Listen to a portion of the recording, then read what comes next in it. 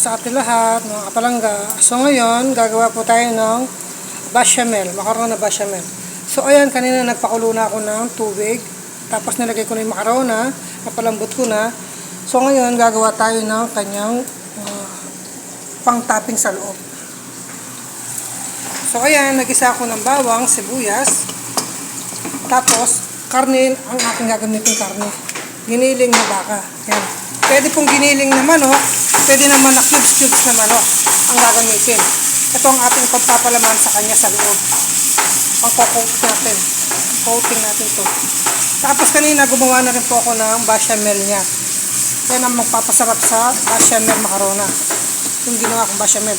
So itong bechamel na to, ang ginawa ko, 3 kutsarang harina, 3 kutsarang halip powder, asin paminta lang.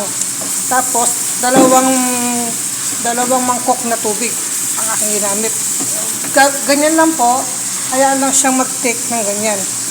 Pag ganyan ang consistency niya, pwede na siya. So ayan po, nilagyan ko na siya ng tomato paste, yung ating karne, para pag nilagay natin, may pula-pula. Ito para ka lang gumawa ng nag-isa ka lang ng karne ng baboy sa atin na may red sauce. Yan, ganyan.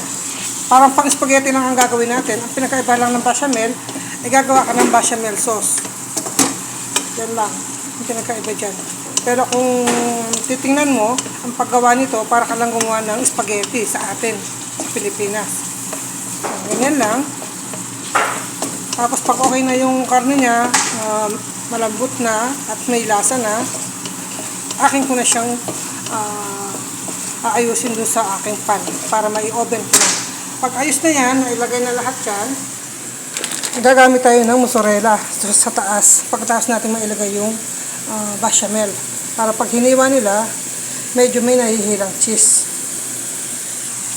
So ayan po, luto na yung karne natin.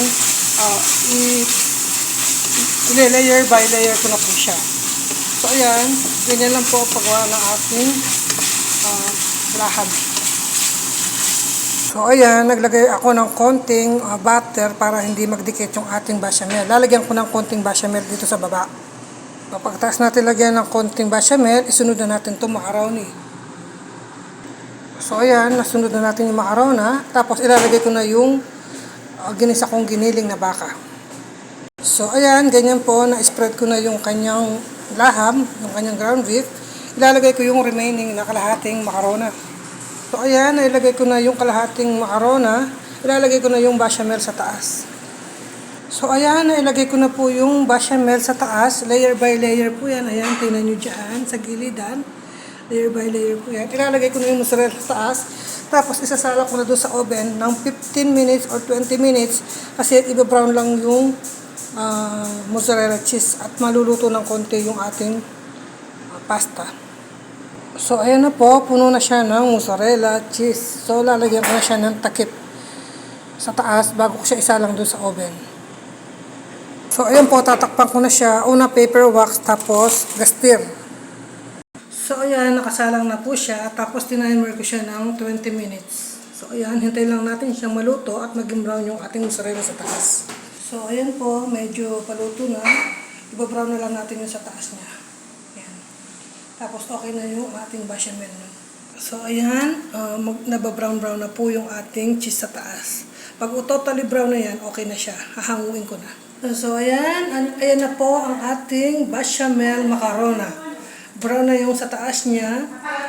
Ang ganda-ganda na pong tingnan. Mapupuli brown po yan. Pag fully brown na yan, okay na ang ating bechamel. So yan po ang aking tip ngayong araw na to, bechamel macarona ang aking ginawa. God bless po sa ating lahat. Luto na po ang ating macarona. Pwede na pong i-serve.